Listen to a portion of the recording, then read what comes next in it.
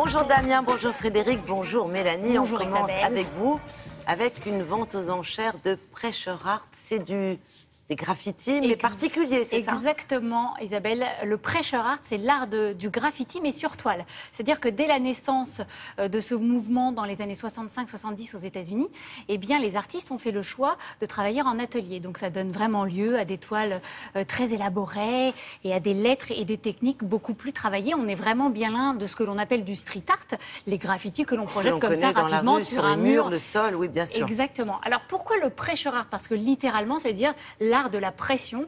Eh bien, tout simplement, c'est la pression de la bombe, parce que c'est des toiles essentiellement faites, enfin même uniquement faites avec une bombe aérosol. Mais c'est aussi la pression entre les artistes, parce que le pressure art, c'est un art, exactement, c'est un art de duel. C'est-à-dire que quand ils réalisent une toile, ils font toujours un combat pour toujours avoir les meilleures techniques, pour inventer de nouvelles techniques, avoir les plus belles lettres, les plus beaux remplissages de lettres. Donc c'est vraiment un art de duel et c'est la pression. Une rivalité, un duel. C'est une vraie rivalité et c'est ce qui fait évoluer ce style d'ailleurs, le mouvement. Donc voilà, nous on a rencontré Alain-Dominique Galizia, expert en la matière, et il nous présente toutes les toiles qui seront à la vente chez Piazza jeudi prochain. Regardez.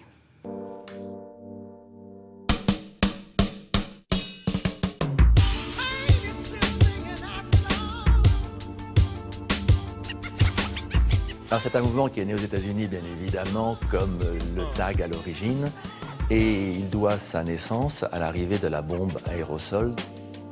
C'est un art assez traditionnel, c'est un art d'atelier où il y a des maîtres, il y a des disciples, et où les règles sont très strictes.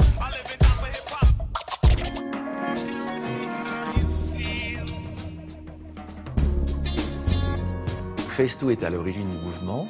Il est connu pour avoir inventé des styles et particulièrement d'avoir mis au point une abstraction écrite qui lui est très propre. Les lettres chez lui se joignent en une sorte de résille, de maille, et les couleurs passent derrière.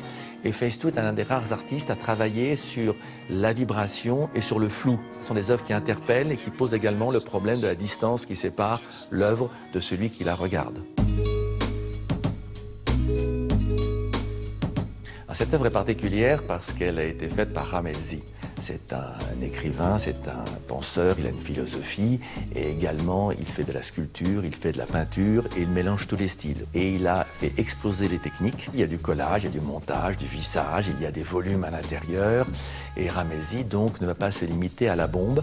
Il va partir de la bombe, il va souvent la conserver dans ses œuvres, mais il va l'enrichir de toutes les techniques traditionnelles pour chaque fois faire une œuvre très différente de la précédente. Il y a d'autres maîtres en dehors de Festool et de Ramelzi, Dondi et Futura. Ils sont des références. Dondi étant avant tout un écrivain dont les esquisses très pures sont extraordinaires.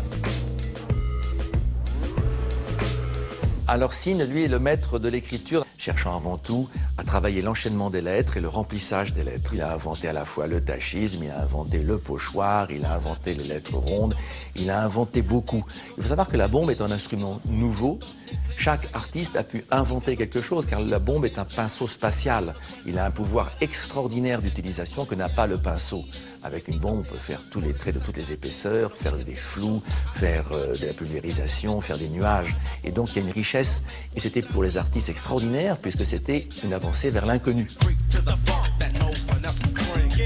Peu de gens savent qu'en fait, il y a des esquisses préparatoires strictement reproduites sur la toile. C'est extrêmement rare, ces esquisses, qui sont un petit peu le négatif de l'œuvre, que les artistes gardent jalousement comme un photographe garde son négatif, et que nous avons la chance d'avoir dans cette vente.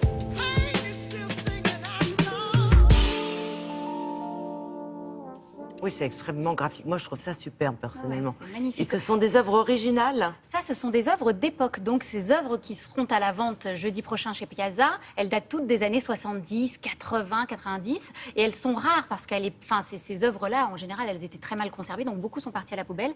Et c'est ce qui fait aussi leur prix. Parce qu'il y a une fourchette de prix. L'estimation la plus basse, c'est aux alentours de 3 000 à 4 000 euros. Mais après, il y a des toiles qui peuvent coûter beaucoup plus cher.